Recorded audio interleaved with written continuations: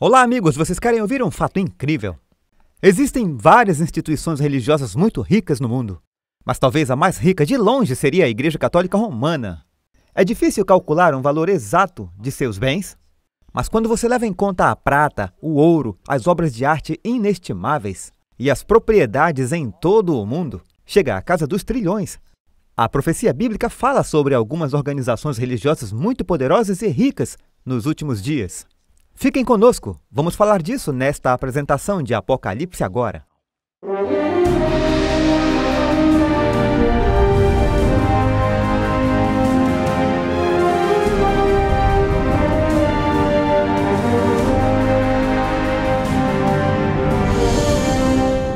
Sejam todos bem-vindos. Estamos felizes pela sua sintonia. Temos uma apresentação muito importante. Na verdade, falando sobre os Estados Unidos na profecia bíblica. Eu só quero dar um alô. Eu ouvi alguém dizer que algumas pessoas na Micronésia estão assistindo e eles mencionaram antes da transmissão que é a ilha de Ponapé. Eu já estive lá 2 vezes fazendo algumas viagens missionárias e eu aprendi a dizer boa noite a todos. Eu acho que é Sotik Mount Karussia. Eu não vou mais poder voltar lá, então eu só queria dar uma saudação especial aos amigos. Eu consigo dizer em russo, Dobreviache Druzia. Buenas noches, amigos. Espera, eu tenho mais um. Anivalikon Molivanikon. Eu acho que isso é em tamil. Enfim, eu tenho que usar as 4 línguas que eu conheço, foi isso aí. Estamos muito felizes que você sintonizou. Nós precisamos orar ao começar o nosso estudo hoje à noite, porque vamos falar sobre alguns... Isso não fica maior e mais pesado do que já está. Eu espero que você ponha o cinto de segurança e ore por mim enquanto eu compartilho, pois vamos nos aprofundar em algumas das mais importantes profecias bíblicas. Falaremos sobre a América na profecia. E falaremos também sobre o que aconteceu lá na Europa. De acordo com Apocalipse, Babilônia, Apocalipse 17. A Bíblia fala ou não especificamente sobre a América? Lhes digo logo de início que eu acredito que definitivamente fala. E nós daremos algumas respostas bíblicas e a razão para isso em nosso estudo. O estudo de hoje é chamado A Dança da Filha. E esse título está realmente refletindo que na profecia bíblica a mulher muitas vezes é um sinônimo de uma igreja. E temos uma história que vamos olhar, e a história que vem até nós é da vida de João Batista, mencionada em vários evangelhos. Ele foi o precursor de Jesus. Ele foi quem primeiro anunciou que Jesus era o Messias. Eis o Cordeiro de Deus que tira o pecado do mundo. Jesus declara que João foi o maior dos profetas. Mas por causa da pregação ousada e honesta de João, ele fez alguns inimigos. Ele chamou os líderes religiosos um covil de víboras. Isso não lhe rendeu nenhum prêmio. Mas o que realmente o colocou em apuros foi quando ele disse ao rei Herodes, o tetrarca, que ele não deveria se casar com a esposa de seu irmão, pois era um adultério. E este rei, que supostamente estava familiarizado com a lei judaica, deveria saber melhor. A mulher com quem ele se casou, Herodias, ela era uma personagem bem sinistra. E ela queria tramar como se livrar de João. Você pode ler isso em Lucas 13, 19 e 20.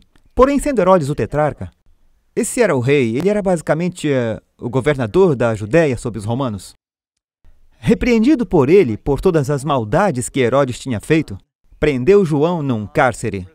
Mas ele estava com medo de fazer qualquer outra coisa além de prendê-lo porque ele acreditava que João era um homem de Deus. Ele estava tentando fazer sua esposa feliz e tentando não deixar o povo com raiva. Ela estava tramando como poderia se livrar de João antes que seu marido o libertasse de novo. E Herodes deu uma festa. E todo mundo que era alguém na área foi convidado e ele bebeu todas. Então ele fez uma promessa para sua enteada Salomé, a filha de Herodias. Ele disse que se ela saísse e dançasse, ele daria o que ela quisesse até a metade do seu reino. Então disse que ela saiu e dançou, e eu acho que ela entreteve os convidados. E o rei disse, o que você quer? Até a metade do meu reino. Provavelmente você já ouviu essa expressão antes. Ela foi à sua mãe, Herodias, e disse, o que eu devo pedir? Ela não pediu um cartão de crédito ou um novo celular. A mãe disse, peça a cabeça de João Batista. Então, quando Herodes ouviu isso, ele ficou relutante. Mas ele havia feito uma promessa na frente de todos os convidados, e a palavra de um rei é lei. Então, rapidamente, ele enviou um carrasco. Sem fanfarra, sozinho na prisão, João foi decapitado. E Jesus disse que ele era o maior dos profetas. E sabe, nos diz que há muitos filhos de Deus, seus servos, seus mártires que morreram sozinhos em prisões ao longo da história. Então, você conhece a expressão cabeça numa bandeja? A cabeça de João Batista foi trazida para a filha e a mãe em uma bandeja de prata. E isso, é claro, se tornou uma metáfora para uma pessoa que está recebendo um julgamento severo.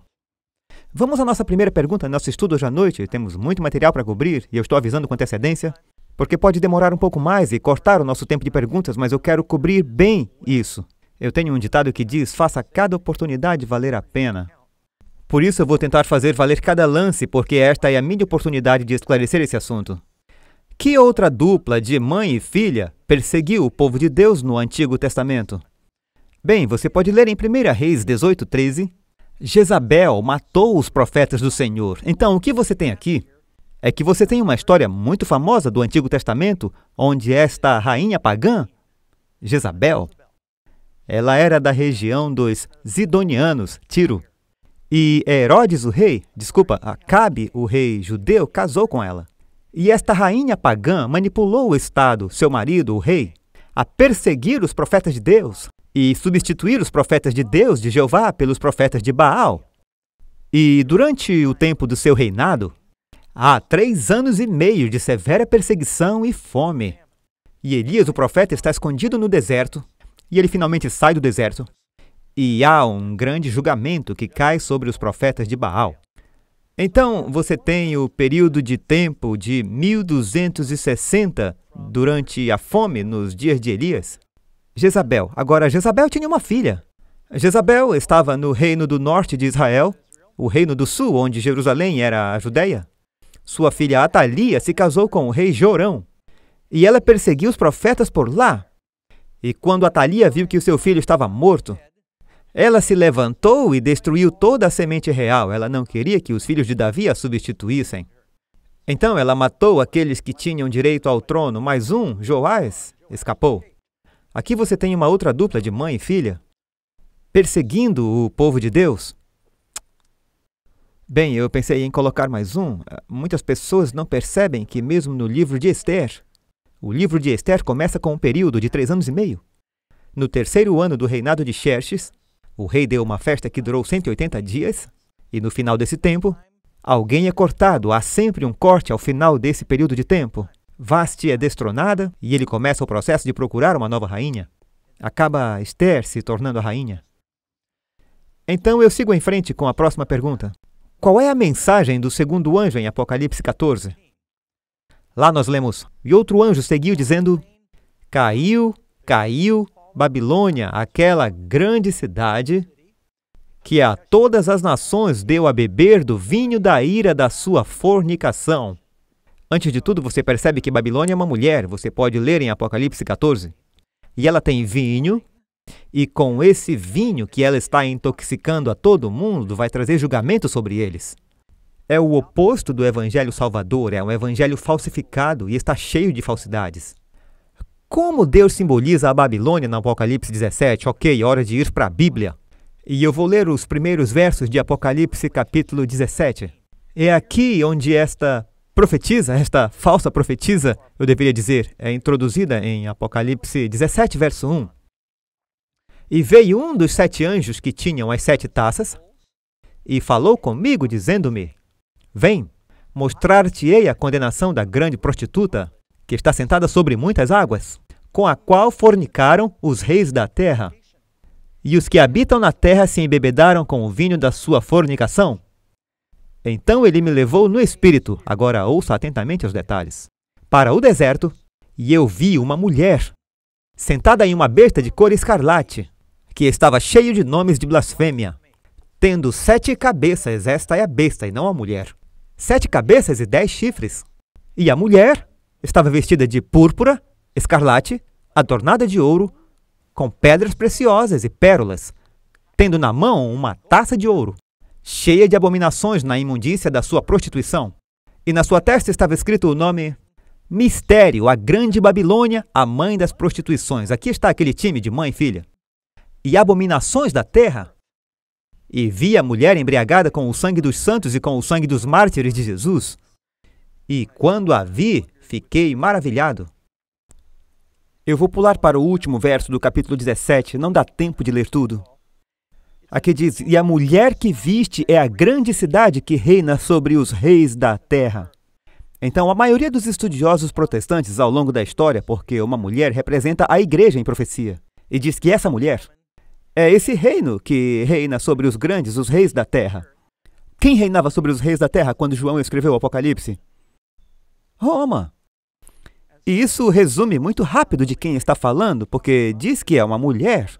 Obviamente, é uma mulher rica, poderosa, que está em Roma. E acaba sendo um poder perseguidor. E há apenas uma grande igreja em Roma que se encaixa nessa descrição. É por isso que os protestantes tiveram problemas reais com o que estava acontecendo com a Igreja Católica lá em Roma. Então, a resposta, a mulher que você viu é aquela grande cidade que reina sobre os reis da terra. Que outras evidências em Apocalipse 17 provam que a Babilônia está se referindo a Roma papal? Agora vamos passar por algumas evidências aqui. Em primeiro lugar, diz que ela é culpada de blasfêmia. Blasfêmia é quando uma pessoa... Duas definições bíblicas. Uma é quando alguém toma as prerrogativas que pertencem a Deus.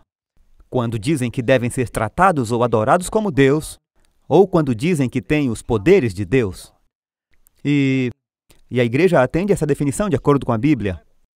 Você pode ler isso em vários lugares. Os próprios papas citam. Este é de Ferris, no Dicionário Eclesiástico.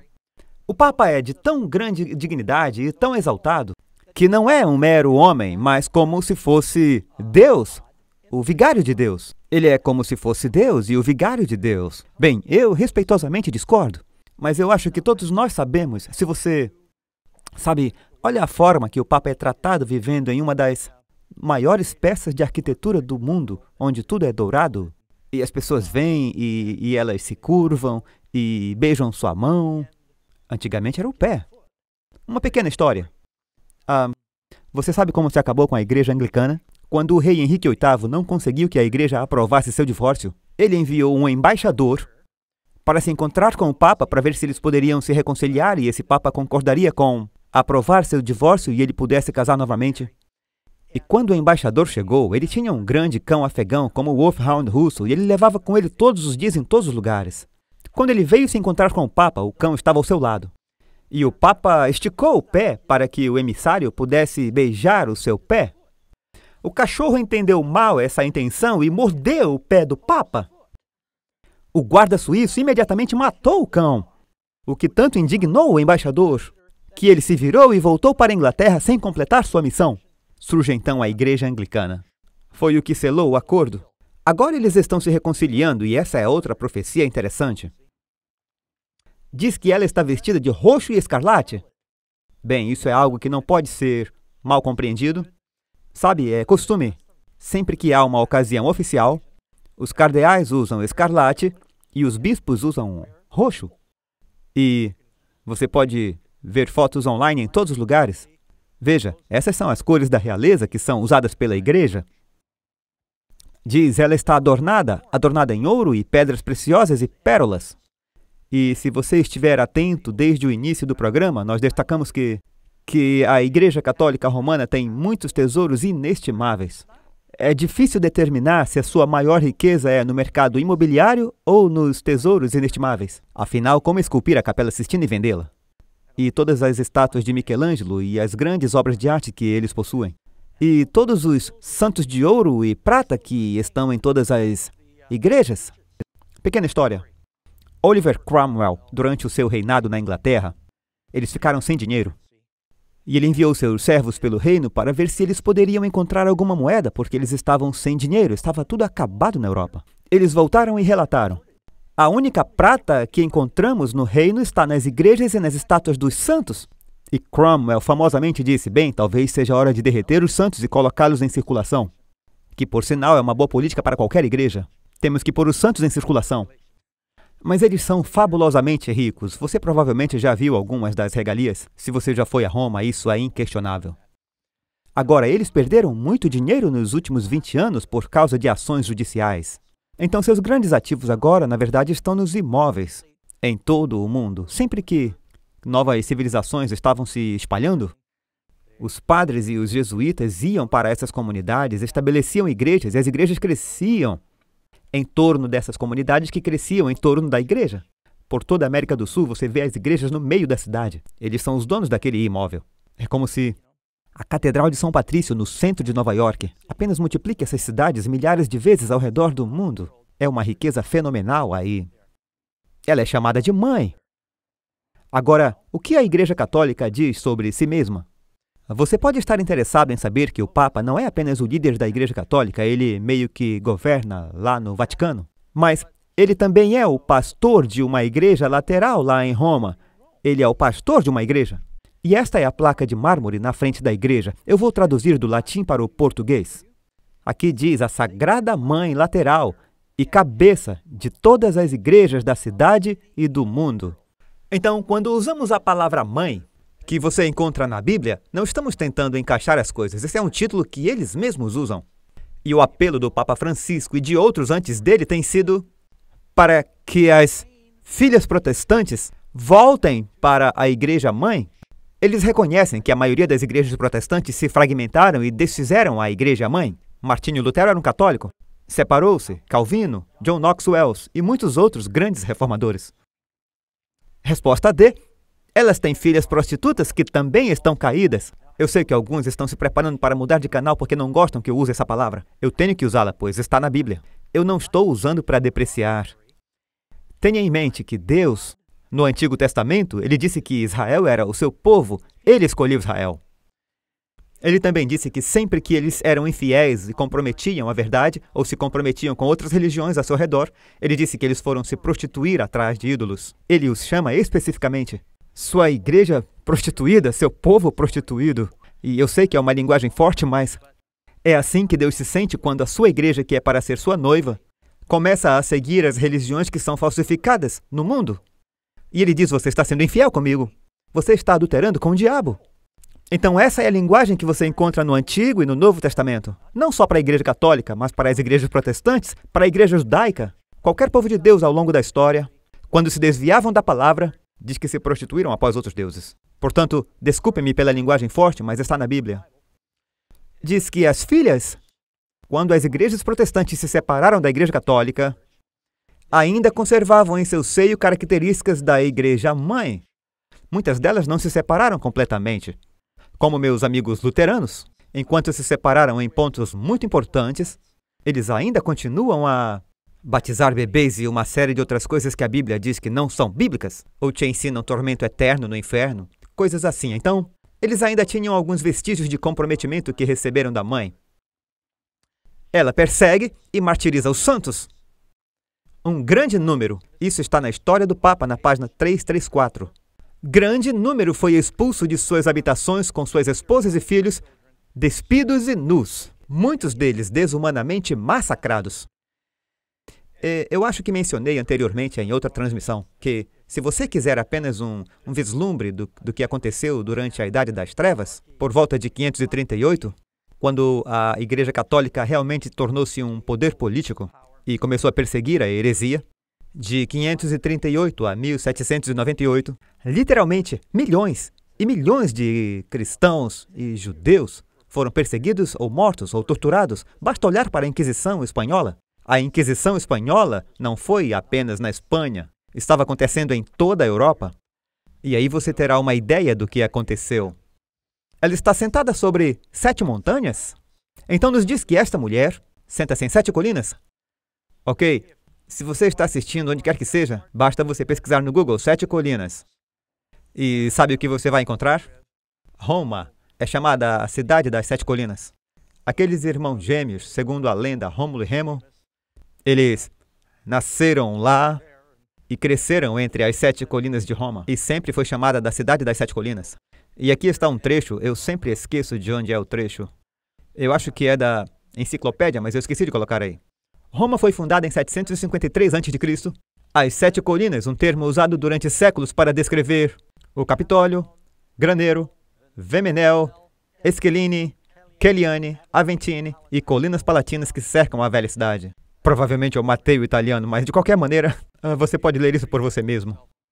G Ela governa sobre os reis da terra. Está nos dizendo que esta mulher, sobre a qual acabamos de ler em Apocalipse 17, ela está sentada nesta besta, 7 cabeças e 10 chifres. Quando você senta numa besta, significa que você está, na verdade, supostamente, como um cowboy que deveria estar montando um cavalo. Então, ela está no controle, ela está montando. E, sabe, se você já jogou xadrez, esse jogo cresceu durante um tempo na Europa, quando todo rei, todo monarca na Europa, havia 1 ou 2 bispos no tribunal que estavam apurando quaisquer decisões que o monarca tomava contra a igreja. A igreja realmente tinha poder sobre o Estado. Porque os reis controlavam as pessoas enquanto estivessem vivas. A igreja dizia, nós podemos controlá-lo depois de morto. Se você vai ou não para o céu, isso cabia ao padre perdoar. Você tinha que confessar os seus pecados ao padre.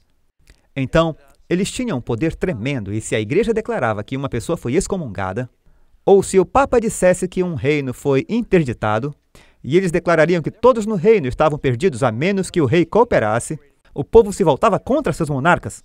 E até o dia de hoje, Papa João Paulo II, Papa Bento, Papa Francisco, eles têm audiência em que as Nações Unidas se reúnem para ouvi-los falar. Eles não fizeram isso para o Billy Graham, porque o Papa é um chefe de Estado.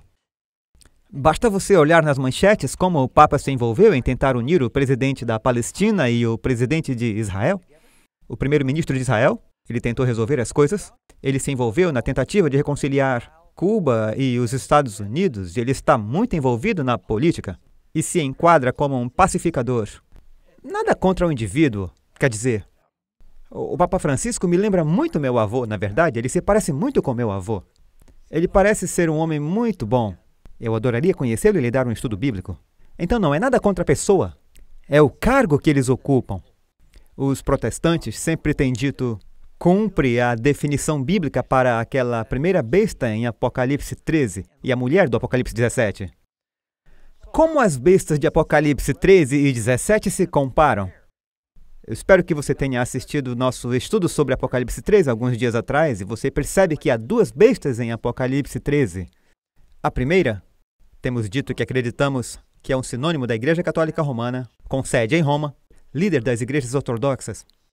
Até os gregos e os russos, patriarcas ortodoxos, e até mesmo o arcebispo inglês de Canterbury, vieram todos a Roma para se reconciliar com o Papa. O Papa é o cabeça de tudo lá. E a segunda besta no Apocalipse 13 são os Estados Unidos. Eu disse para onde eu estou indo e agora eu vou provar isso à medida que avançamos. Diz, eu pus-me sobre a areia do mar e vi subir do mar uma besta que tinha 7 cabeças e 10 chifres.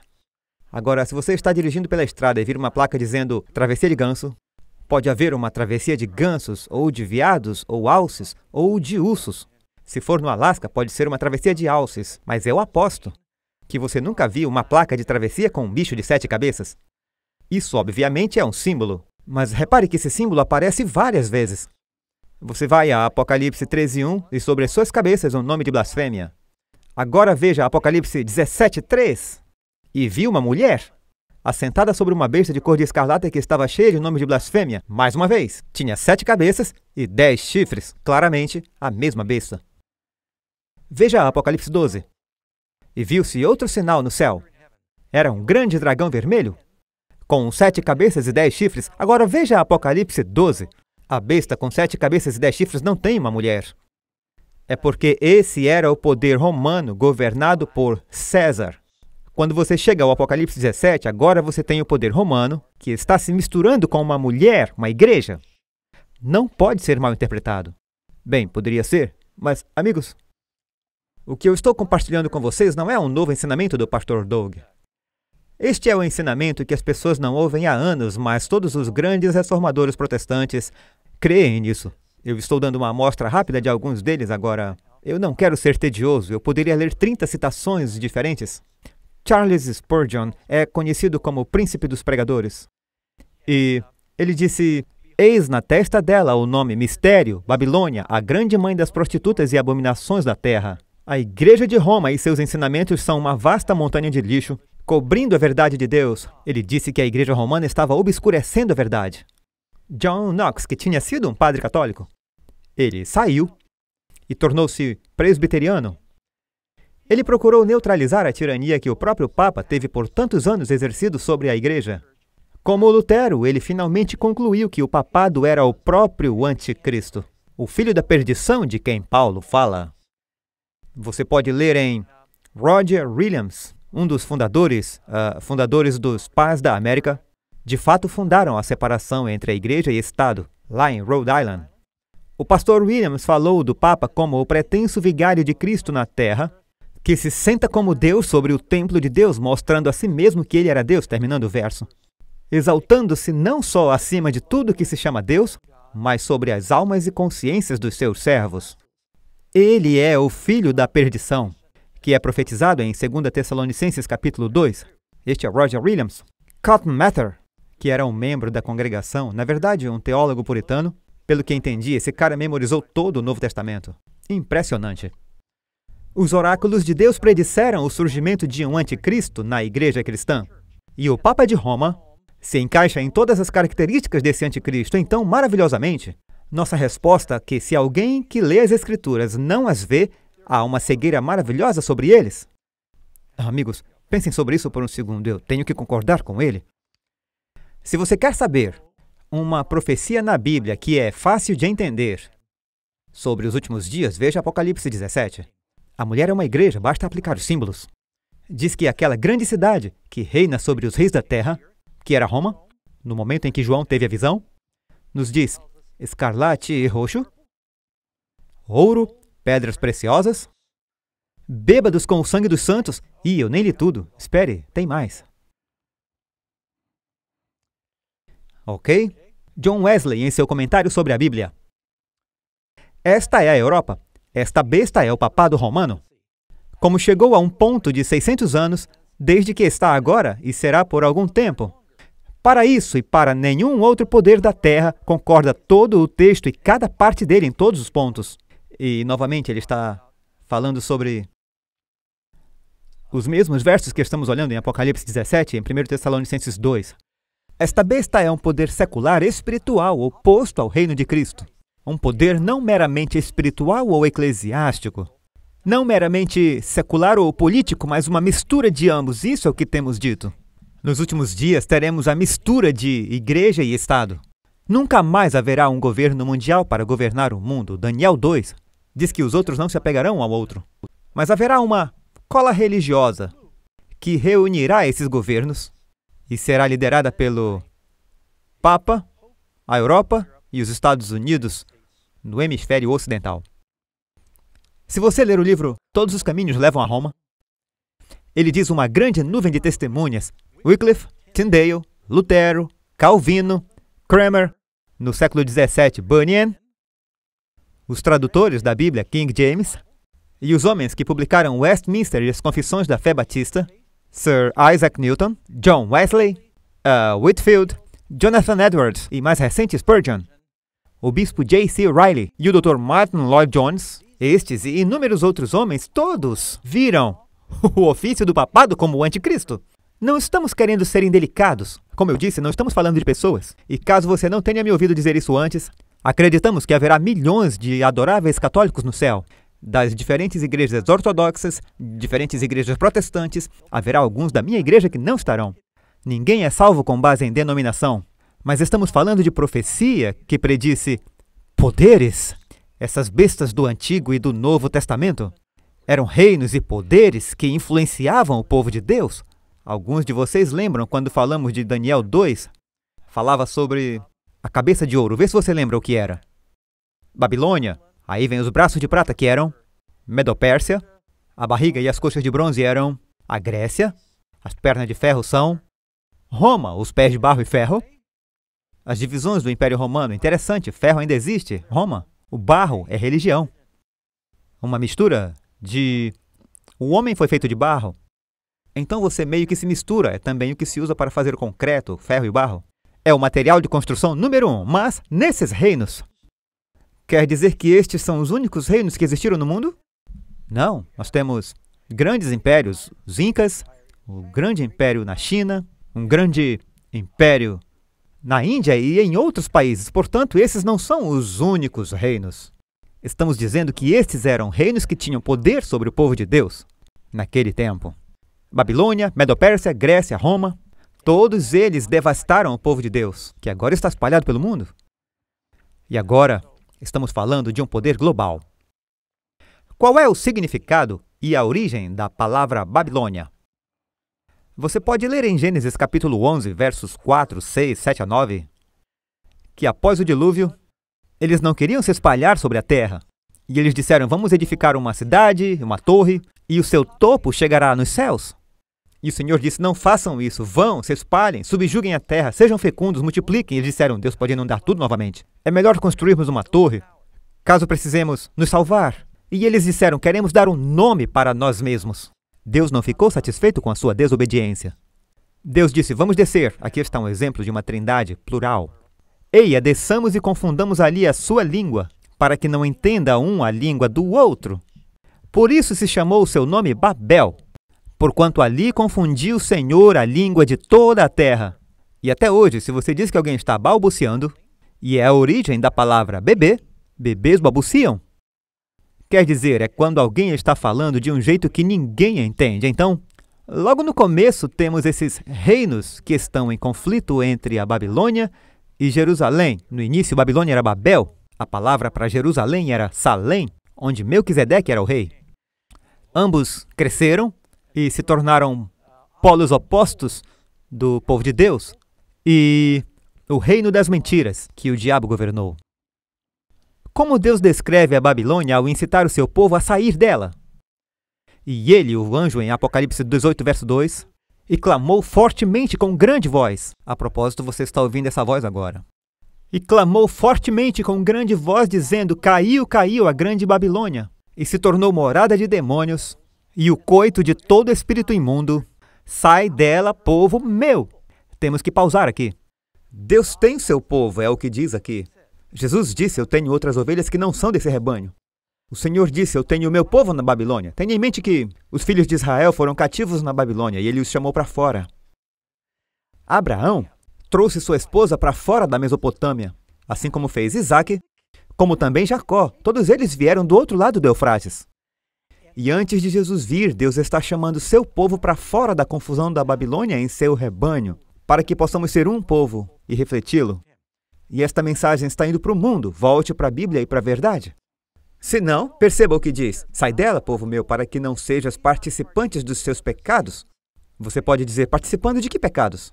Quando apoiamos um movimento que ensina mentiras, basicamente você subscreve seus pecados, você se torna cúmplice e se torna responsável por espalhar inverdades. E se a verdade te liberta, a mentira escraviza. Jesus repetidamente acusa Babilônia por embriagar o mundo com o seu vinho. O que é esse vinho? Veja Apocalipse 17, verso 4. Tinha na sua mão um cálice de ouro, isso é interessante, cheio de abominações. E você lê na Enciclopédia Católica, o cálice, que é usado durante a Eucaristia na missa, é o mais importante dos vasos sagrados. E a grande batalha, uma das grandes batalhas do movimento protestante foi o que chamam de transubstanciação.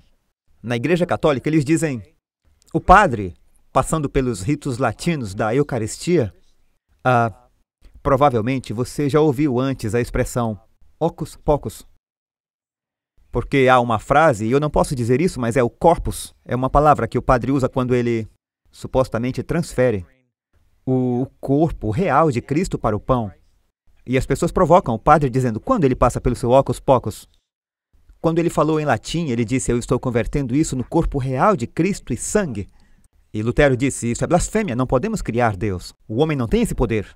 Há uma grande batalha pelo copo de ouro e pela missa. Outra coisa que você vai achar interessante é que Jesus, quando esteve na última ceia com os discípulos, ele deu suco de uva para eles, era um vinho não fermentado. Cristo disse, eu não vou beber isso de novo até que eu beba com vocês novo no reino de meu Pai. O Evangelho de Cristo diz, não se deita vinho novo em odres velhos. É o novo, sem fermento. O pão era para ser sem fermento, era um símbolo do pecado se fermentado. Era pão sem fermento e suco de uva não fermentado. Mas nos serviços católicos romanos é bebida intoxicante. E eu me lembro quando eu era criança, Eu fui para a escola militar, a Academia Militar de Nova York, e todos os domingos eu era obrigado a ir aos serviços. E eu não queria participar porque meus pais eram praticamente agnósticos. Meu pai era batista, ainda crescendo, minha mãe era judia, mas meus pais me mandaram para a escola católica. Então eu alternava de semana a semana entre os cultos protestantes, judaicos e católicos. E eu lembro de ter ido ao culto católico. O padre realizou vários cultos naquele dia, e ele bebeu um pouco do suco de uva, e ele deu o pão a todos nós, mas o vinho não, só ele bebeu. Mas ele estava bêbado no final do dia. E mesmo sendo criança, eu pensei, tem algo errado aí. Também me lembro dele fumando durante a missa. Mas aquilo foi tudo muito estranho para mim. Mas nós vemos na própria imagem, não? Nos fala sobre a mulher que tem uma taça de ouro, e na taça está o vinho. Agora, o que Jesus disse que o suco de uva representa? Seu sangue. O Evangelho. A verdade, os ensinos de Cristo, que nos lava do pecado. Mas no cálice da Babilônia, não é puro. Tem algo estragado nele, é isso que é fermentação. E nas doutrinas, existem algumas doutrinas verdadeiras que eu concordaria com os meus amigos católicos. Tem coisas que eles acreditam e eu acredito em reverência. Eles acreditam e eu também. Mas eles têm algumas doutrinas de demônios que se comprometeram com religiões pagãs, que se desviaram dos ensinamentos de Cristo, e vamos descobrir quais são. Primeiro, os 10 mandamentos não são obrigatórios. Esse é um pouco do vinho de Babilônia. Os 10 mandamentos podem ser adulterados ou alterados por um homem. Aqui está um exemplo. Você pode ler em Daniel 7:25. Diz que este poder da besta cuidará em mudar os tempos e as leis.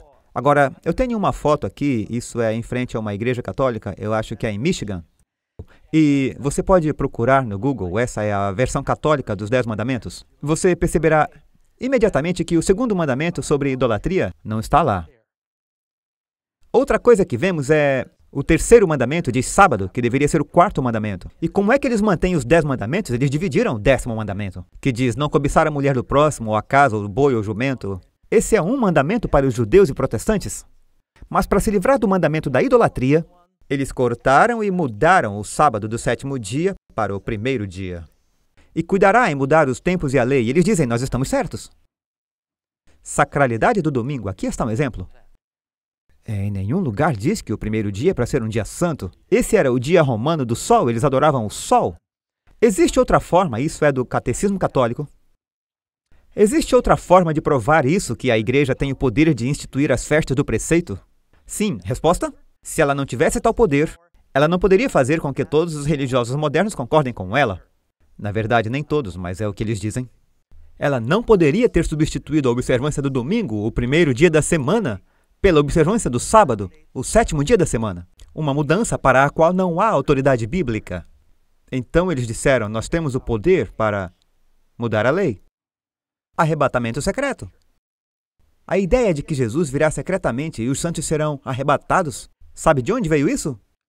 Nenhuma igreja protestante acreditava em arrebatamento secreto. Todos os protestantes acreditavam que quando Jesus viesse seria visível, glorioso, todo mundo veria e Jesus viria nos buscar. O mundo seria destruído, o Senhor vem como um ladrão, os elementos derretem com tanto calor, e então, no final dos 1000 anos, voltaremos à Terra. Mas quando milhões de católicos começaram a sair da Igreja Católica porque estavam ouvindo os ensinamentos dos protestantes, eles leram Apocalipse 17 e disseram, uau, é difícil não ver. O que os católicos tiveram que fazer? Tiveram que inventar uma interpretação contrária daquelas profecias. O povo disse, se isso não significa o que Lutero disse, o que significa? Eles contrataram uma dupla de padres, Alcazar e Francisco Ribera, padres jesuítas, e eles reescreveram toda essa nova interpretação da profecia, que é chamada de futurismo. Eles tinham uma versão chamada de preterismo, e disseram todas essas profecias foram cumpridas por Nero, porque Nero usava púrpura e escarlata também, e ele usava ouro. E então eles tentaram encaixar isso, e a outra ideia era que iríamos para o futuro, qualquer coisa menos isso. E toda essa nova interpretação futura da profecia foi divulgada, foi adotada por Darby e foi colocada na Bíblia de Scofield. Quando Lindsay leu a Bíblia de Scofield, ele escreveu um livro chamado A Grande Agonia da Terra e passou de apenas poucas igrejas acreditando na versão católica chamada futurismo. Agora a maioria dos protestantes estão ensinando a versão católica da segunda vinda sobre o arrebatamento secreto. E nós cremos que seremos tirados daqui, mas não em segredo, e a tribulação acontece antes de Jesus voltar. Portanto, essa é uma daquelas doutrinas que fazem as pessoas confundirem a imortalidade da alma. Passamos por isso em nosso estudo. Onde na Bíblia diz que temos imortalidade sem Jesus? Quem nele crê tem a vida eterna, os que não, perecem. Deus e somente Deus tem a imortalidade. Portanto, todo esse ensinamento de que não morremos foi o que a serpente disse a Eva no jardim do Éden, e isso é o que muitos pastores estão dizendo às suas congregações. Ele diz, você é imortal, você viverá para sempre no céu ou para sempre no inferno, mas não morre, é imortal como Deus. A Bíblia não diz isso. A Bíblia diz a alma que pecar morrerá. Você tem duas escolhas, vida ou morte. Há uma ressurreição, há punição, mas você não vive para sempre e sempre no fogo. Pense nisso. Tormento eterno é para onde eu estava indo agora? Não para o tormento, mas para o assunto. Sim, a ideia de que isso se tornou conveniente. Eles pegaram esse tipo de mitologia grega, Plutão no comando de Hades e os cães do inferno. E a ideia é que se a igreja não orar para você sair do purgatório, e se você não pagar para seus parentes saírem do purgatório ou do limbo, então eles ficarão sofrendo essa tortura incrivelmente horrível que você nem pode imaginar. E essa foi uma maneira poderosa de manipular milhões de pessoas com medo. Mas não é o que a Bíblia ensina. Deus é um Deus amoroso, Deus é misericordioso. Ele está fazendo um universo onde não há mais dor, não mais tristeza, nem lágrimas, todas as coisas são novas. Não há mais pecadores. Até mesmo Satanás, a Bíblia diz, eu trarei um fogo no meio de ti, e ele te devorará, e eu te trarei as cinzas na terra como sinal daqueles que te contemplam, e você será um terror e nunca mais existirá. Nunca mais será, deixará de existir. Deus diz, eu sou o que sou, ele é eterno. Satanás não é eterno. Então Deus destruirá o pecado, destruirá os pecadores. Outra doutrina que muitos protestantes adotaram, como da Igreja Mãe, que não está na Bíblia. Confessar seus pecados a um padre. A Bíblia diz para confessar nossas faltas uns aos outros e orar uns pelos outros, mas não para confessar nossos pecados a um padre. Significa que, como irmãos cristãos, dizemos, sabe, eu estou lutando, você pode orar por mim?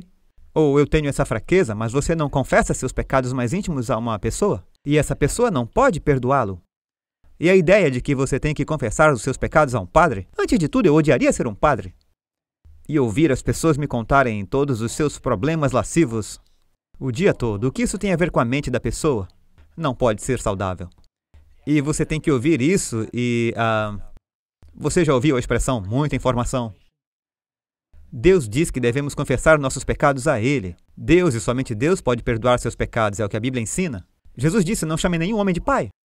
Temos um pai que está no céu. E ainda assim essa igreja diz, chame seu líder religioso de pai. A palavra papa, se for para o papa, significa o grande pai. Batismos falsificados. A Bíblia diz que antes de ser batizado, você precisa ser ensinado, se arrepender, crer de todo o coração. Um bebê não consegue. Os pais podem ter dedicado como bebê, eles chamaram isso de batismo, mas não é o batismo bíblico. O batismo bíblico é quando você entende conscientemente o Evangelho, se arrepende dos pecados e vem para essa purificação. É uma escolha, é como um casamento. Jesus foi dedicado como um bebê, mas ele não foi batizado aos 30 anos? Se ele tivesse que ser batizado quando era um bebê, José e Maria teriam feito isso naquela época. Daí você tem essa confusão de línguas que se tornaram parte integrante de muitas igrejas. E, de novo, eu estou tentando falar gentilmente. Eu estou pontuando as coisas rápido porque eu tenho tanta coisa para cobrir. Mas, antes do pastor Doug aprender as coisas que eu sei agora, quando aceitei Jesus, você ouviu minha história em que eu estava nas montanhas em uma caverna, quase sem formação cristã. Quer dizer, eu fui para 2 escolas católicas diferentes, escolas judaicas, mas eu não sabia quase nada sobre a Bíblia. E eu li a Bíblia, comecei a ir à igreja no domingo. A maioria das igrejas onde eu cultuava eram igrejas carismáticas evangélicas. Amigos muito bons, pessoas adoráveis, eu espero ver muitos deles no céu. Mas com essa coisa de falar em línguas, eles diziam, Doug, você não tem o Espírito Santo a menos que fale em línguas. Eu disse, não é isso que eu vejo em Atos? Eu simplesmente não podia. Eles disseram, bem, você precisa apenas permitir, deixar o Espírito Santo assumir. Eu disse, eu não digo, apenas diga aleluia. Eu disse aleluia. Mas rápido, aleluia, aleluia. Eles fazem você repetir aleluia até tropeçar em si mesmo. Eles dizem que esse é o dom do Espírito Santo. Eu disse, não, isso não está na Bíblia. Jesus disse, vocês falarão em outras línguas. Ele disse aos discípulos, ele tinha ele tinha 12 muito brilhantes e incultos apóstolos. Ele disse: eu quero que vocês vão a todo o mundo, vocês falarão em outras línguas, Atos capítulo 2, e num feriado, quando os judeus devotos de todas as nações vieram a Jerusalém, ele derrama o Espírito Santo, ele dá aos discípulos a capacidade de falar outras línguas que eles nem conheciam e nem estudaram, milagrosamente. Quem ouve sabe o que está sendo dito. Eles diziam: como todos nós os ouvimos falar as maravilhosas obras de Deus em nossas próprias línguas em que nascemos. Foi dado a eles milagrosamente a capacidade de falar em outras línguas. Esse é o dom de língua, e o evangelho foi a todos os lugares. Mas o repetitivo balbucio vazio, onde uma pessoa nem sabe o que está dizendo, você não vê isso acontecer na Bíblia. Portanto, você lê os 3 exemplos de línguas em Atos 2, Atos 10, Atos 19. As pessoas presentes em todos os 3, havia vários grupos de idiomas, todos eles entenderam o que estava sendo dito. Profetizando, falando sobre Deus, foi com o propósito de espalhar o evangelho quando havia diferentes grupos linguísticos que não entendiam. Bem, mas isso foi levado a um nível totalmente diferente hoje. Babilônia. Babilônia é um dos exemplos do que está acontecendo em muitas igrejas. Que poder apoiará a besta no fim dos tempos? E vi subir outra besta, aqui está, saindo da terra, não da água. Você lê em Apocalipse 17, as águas, povos, multidões e nações e línguas. 2 chifres como de um cordeiro. Agora, quando lemos cordeiro no Apocalipse, é bom ou mal? Jesus, eis o Cordeiro de Deus, 2 chifres como cordeiro, começa bem. Dragão, é bom ou mal? É mal. 2 chifres como cordeiro, começa bem, mas fala como um dragão. As águas representam uma área povoada, que deve representar... Se as águas representam uma área povoada, saindo da terra deve representar uma área pouco povoada. Lemos no capítulo 17 do Apocalipse, o anjo disse a João: as águas que viste onde a mulher está sentada são multidões de pessoas, línguas e idiomas. Está falando de um lugar densamente concentrado. Roma surgiu bem no meio do Mediterrâneo, cercado por literalmente águas e civilizações. Grandes civilizações densamente povoadas. Que continente começou a surgir subitamente na história após 1798? É interessante. 1776 foi quando assinamos nossa Declaração de Independência, mas não fomos reconhecidos pelos outros países da Europa como um país independente da Inglaterra até 1798. E não há dúvida sobre de que país isso está falando, é a América do Norte, Estados Unidos em particular. E nós gostamos de usar um búfalo como uma imagem porque, comparado a alguns dos grandes bovinos e bois que eles têm na África e na Europa, ele tem chifres pequenos como cordeiro. Mas é uma fera de 2 toneladas. 2 chifres representam os 2 grandes princípios da força que fez a América grande. Ao contrário da Europa, tínhamos um governo sem rei. Tentaram fazer. George Washington rei, ele recusou, ele disse: não queremos voltar para o que acabamos de nos rebelar. E eles tinham uma igreja sem o Papa. Liberdade de governo, liberdade de religião. Eram 2 chifres que deram à América sua força e seu poder. E todos queriam vir, falando nisso, ainda querem vir hoje. Porque apesar de suas falhas, é um dos melhores lugares do mundo para se estar. Então, começa com 2 chifres como um cordeiro. Muitos fundadores e pais, embora fossem imperfeitos, vieram e estavam realmente procurando por pureza religiosa. Eles queriam que a América fosse uma cidade na colina, compartilhando o evangelho com o mundo. Você pode ler os documentos dos fundadores e pais e... às vezes eles eram muito sinceros, mas às vezes eles até perseguiram aqueles que não concordavam. Mas eles começaram, como se vê na Constituição. Acreditamos que o nosso Criador nos dotou com certos direitos. Então, nossos pais acreditavam que havia um Criador e é daí que vêm os nossos direitos. E exerce todo o poder da primeira besta na sua presença. Começa com o cordeiro, a liberdade, explode com o crescimento, entre a Primeira e a Segunda Guerra Mundial e se torna a principal superpotência do mundo. E faz que a terra e os que nela habitam adorem a primeira besta, cuja chaga mortal foi curada. Isso é interessante, pois se a Europa, se o poder central da Europa, em Roma, para a religião era o papado, a Igreja Católica Romana, a América era a cabeça de praia para os protestantes do mundo. Nos últimos 50 anos, os Estados Unidos enviaram dinheiro, bíblias, missionários ao redor do mundo mais que qualquer outro país. E os Estados Unidos fazem mais caridade em todo o mundo. Por isso, ele representa a ética protestante. Mas vai se juntar à igreja mãe e recria uma imagem do que aconteceu durante a Idade das Trevas. Aquela besta que foi ferida voltou àquele poder político-religioso perseguidor.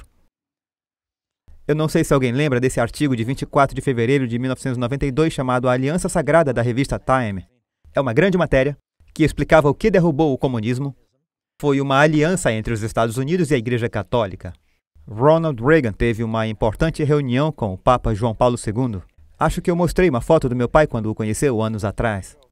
E através da solidariedade, eles sabiam que poderiam minar a Europa e a Polônia, e se eles pudessem fazer isso, eles conseguiriam um ponto de apoio e começaria a cair como um dominó. Todos queriam liberdade e funcionou. Você pode até ir à Polônia agora, isso eu acho que é em Varsóvia. Eles conseguiram uma foto do Reagan e do Papa. Uma foto de uma estátua de bronze deles andando. Foi a união dos protestantes nos Estados Unidos e o catolicismo, tentando reestruturar o mundo. Quem poderia esquecer essa foto quando João Paulo II morreu? Aqui você tem 3 presidentes dos Estados Unidos de joelhos diante do Papa. O que é realmente estranho, os protestantes não acreditam em orar por uma pessoa depois que ela morre. Mas na Igreja Católica eles acreditam. E todos esses presidentes são ostensivamente de origem protestante. E em 2015, o Papa Francisco veio aos Estados Unidos. Eu mencionei isso anteriormente. Eu repito porque eu sei que algumas pessoas não assistem todos os programas. Ele foi a todos os lugares que foram uma fundação do governo dos Estados Unidos. Nossa capital costumava ser a cidade de Nova York, Filadélfia, Washington, D.C. Ele foi a todos. Ele dirigiu uma sessão conjunta do Congresso e as Nações Unidas em uma viagem. O que ficou de fora? E recebeu o status de superstar, cobertura ininterrupta, na mídia. As coisas mudaram quando os Estados Unidos... Isso é realmente incrível. Você está vendo essa foto aqui? A bandeira do Vaticano, a bandeira do Estado e a bandeira americana lado a lado no Capitol Mall. No Monumento de Washington. Eu não sei se você sabe, mas quando o Monumento de Washington estava sendo construído, os Estados Unidos disseram que se houvesse algumas nações amigas que quisessem doar um bloco de mármore, daremos a eles uma amostra do que colocaríamos no interior. Eles queriam o mármore combinando do lado de fora. O Vaticano enviou-lhes um bloco de mármore. E isso indignou tanto alguns dos construtores, e pedreiros em particular. Eles pegaram e jogaram no rio Potomac. E disseram, não queremos nada da besta. Bem, como as coisas mudaram de lá para cá. E diz uma imagem para a besta. É bem interessante você ter a arquitetura românica no Vaticano, a cúpula. Eu não quero falar muito disso, eu só acho que é um visual interessante da capital dos Estados Unidos e do Vaticano. E então, bem na frente dos Estados Unidos, temos o mais alto obelisco do mundo, no Monumento de Washington, é claro, e na frente da Igreja de São Pedro tem outro. E diz que os Estados Unidos farão uma imagem para a besta e eles estarão atravessando o Golfo e dando as mãos. De acordo com a profecia, que mudança drástica ocorrerá na América? Começa como um cordeiro, mas ele fala. Agora, como uma nação fala? Com sua lei, com sua legislação. Uma nação fala através de suas leis, nosso corpo legislativo, nas regras e dizendo às pessoas como viver. E o que vem depois? Interessante agora. Há 50 anos atrás, todos os membros da Suprema Corte eram protestantes. Agora não há protestantes. Agora eu acho que há 7 católicos, 1 católico anglicano e 2 judeus. Todos pessoas adoráveis. Eu não acho que religião deveria ser um pré-requisito. Eu estou apenas dizendo que eu acho digno de atenção. As pessoas deveriam simplesmente pensar, eu estou notando que não há mais protestantes e costumavam ser todos protestantes.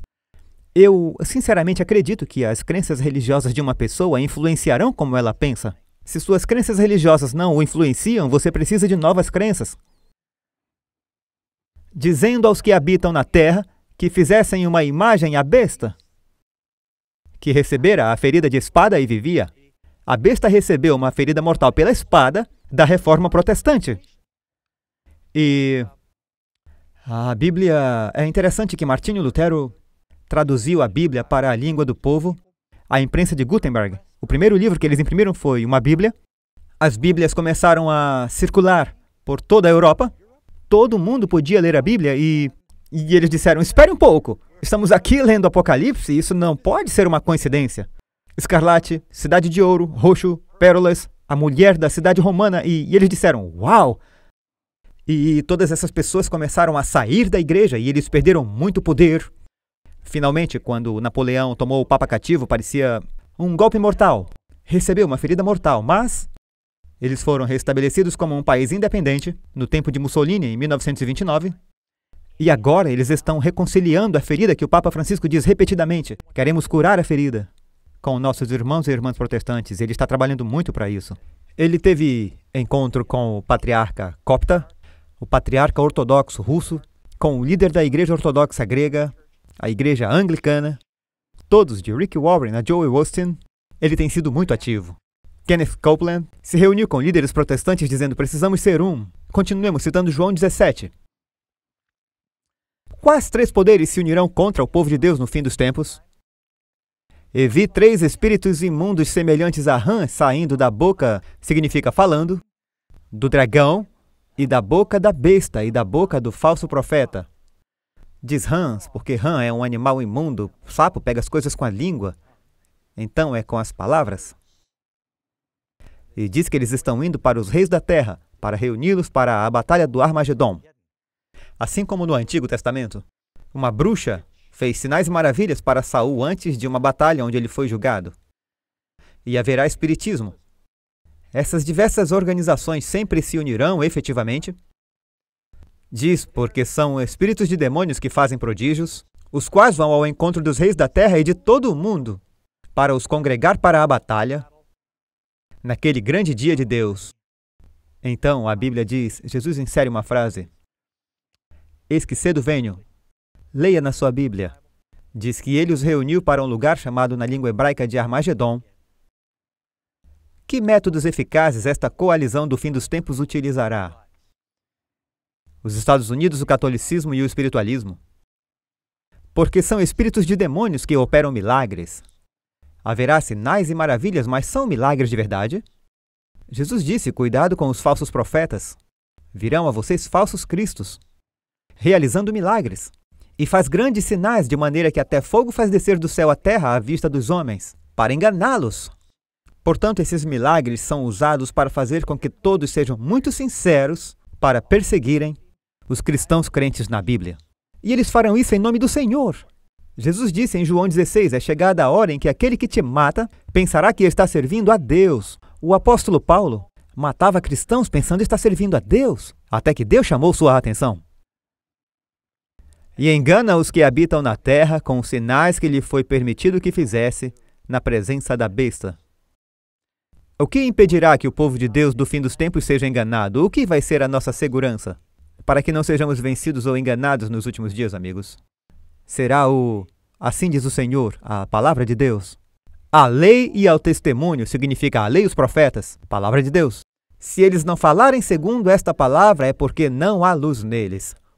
Não significa acertar 70% e não ter que se preocupar com os outros 30%.